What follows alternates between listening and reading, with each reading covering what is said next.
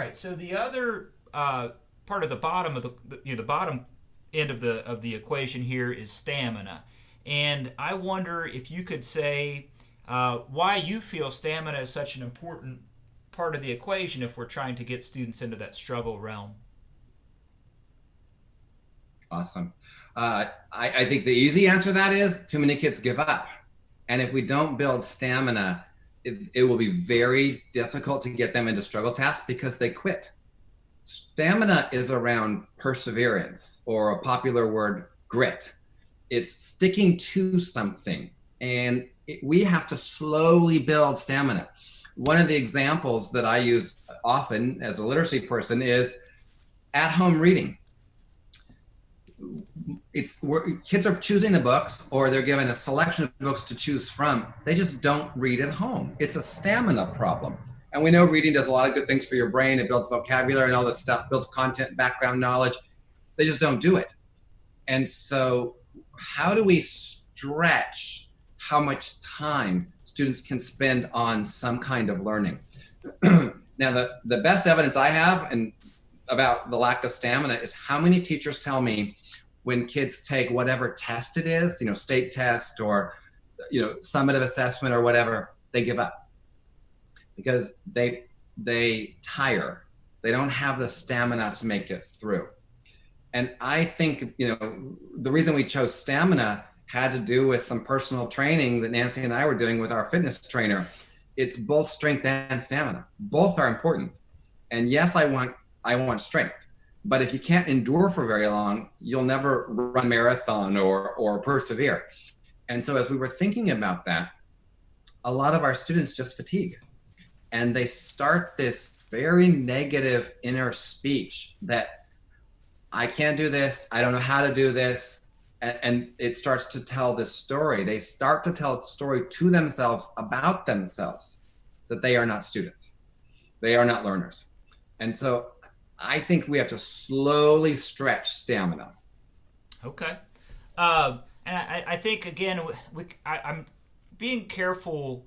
I would like to be careful with this professional development session, not to fall into the well, we can't do this and we can't do that, so we're not going to bother. But I do want to just maybe Yeah. hear if you have some advice for this. I'm going to expect students from higher socioeconomic groups to have access to more texts and more, like you say, it's a great way to build stamina, is just to allow for some free reading. Do you have ideas about how to facilitate that for lower SES students that maybe don't have a home library? Yeah. So I think schools in those situations, like the school I work at, we have responsibility to give kids books, to loan books to them, to increase choice. So book clubs work to build stamina. You chose the book and you're with 3 or 4 other people who are reading that same book. I think there's all kinds of digital options now available that students can read. I think lots of places are making things way more accessible to students because of the reality of distance learning. I think we have to stop the narrative that just because you can't afford it for whatever reason, you won't read. We have to be able to say, here are the access points we could provide. This summer, we decided to do a bunch of book clubs with the incoming 9th graders because we don't know them yet. And so each of us took 10 kids. We got a book together. We're reading and going on video conferencing and talking about the book we're reading together. That's And great. so these 10 and these 10 and these 10 and these 10 and these 10, because it's not about the book itself. It's about being connected, and it's about having conversations, and it's about reading volume over the summer. And so people have to figure out, like, what could we do to stretch the volume of reading? And I would argue reading's one example of what we have to stretch. Your ability to stick through a problem. If you take a rich task in mathematics, it's easy to give up because the task is super complicated and long. If you think about working through a lab, so we did a lot of science at home or science in the community for distance learning. And if we design a lab for you to conduct in your home, don't give up.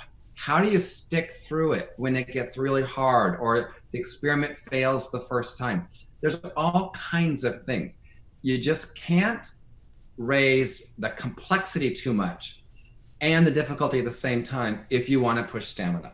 You really have to make it more work, more effort, or more time, and keep the complexity low.